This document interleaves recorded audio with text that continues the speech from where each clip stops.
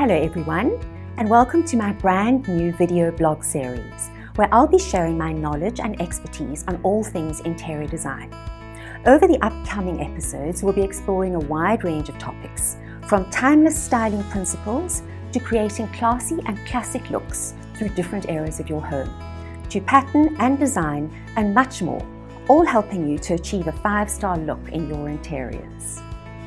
In today's episode, we'll be talking about styling a different room using the same furniture. At some stage, all of us have to go through the trauma of moving house. And if the new space is very different from the original space, it can be daunting trying to restyle your old pieces in a cohesive way. If you stick to a few basic principles, it can be a doddle. So let's dive right in, and I will share a couple of tips and tricks that will make your new home feel comfortable and cozy right from day one. When it comes to styling a room, there are a few key principles that you should always keep in mind. First of all, balance and proportion. So before you begin, you need to establish a focal point.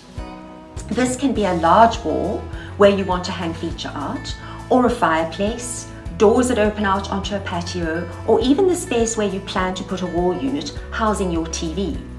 In this room, it's the fireplace. Start by positioning your floor rug.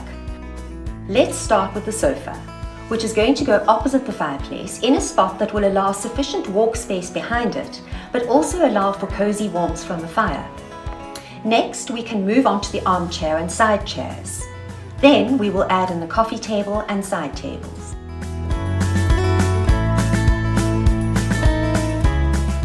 Something I have stuck to with my upholstery is plain white slipcovers.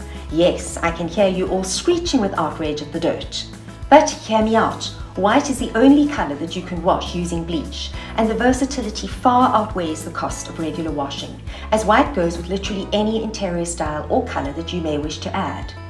Technology in fabrics has advanced exponentially, and nowadays you can find a selection of white or ivory coloured fabrics manufactured by Fiberguard that can be very easily wiped down with a mild detergent, so white doesn't need to be a no-no anymore.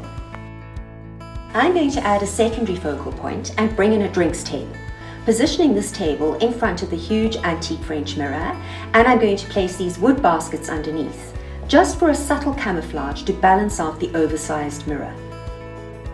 Chairs on either side provide useful additional seating and balance out the length and height of the mirror and drink server. Next, we're going to add the scatter cushions, and these will set the scene for our colour theme. In this case, I've gone for a selection of indigo designs, including Giant Dot, which is part of my new fabric collection, which is stocked by St. Leger & Viney.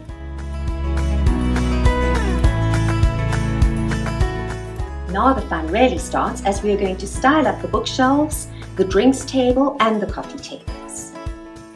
It's very important to add a sense of individuality to your interiors, as this is what differentiates it from a store-bought look. You can do this by adding a sculpture or a collection of vases that mean something to you and which make you feel happy whenever you look at them.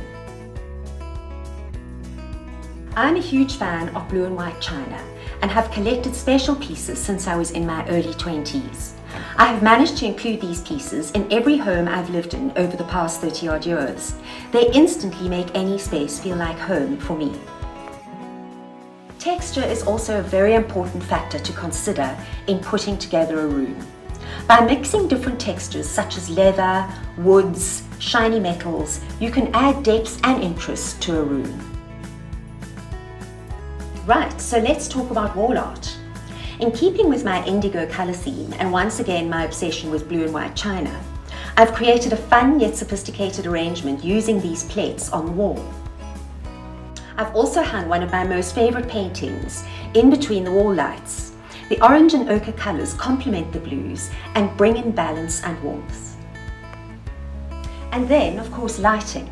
This is another crucial element. It can completely change the mood and atmosphere of a room. In this space, we have 4 wall lights, which can be a little overpowering if you're wanting warmth and subtlety. I could easily add dimmer switches, but a shortcut is to leave the wall lights off and add a table lamp, which will create a lovely atmospheric glow.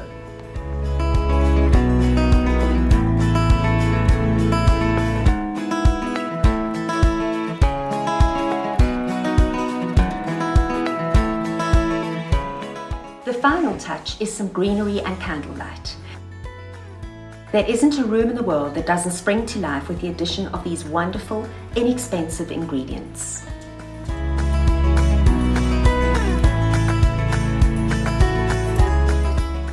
So, as you can see, if you stick to a few basic principles, you can make any room look stylish and homely, and moving house can actually be the ideal time for you to regroup and rethink your existing pieces without spending a cent.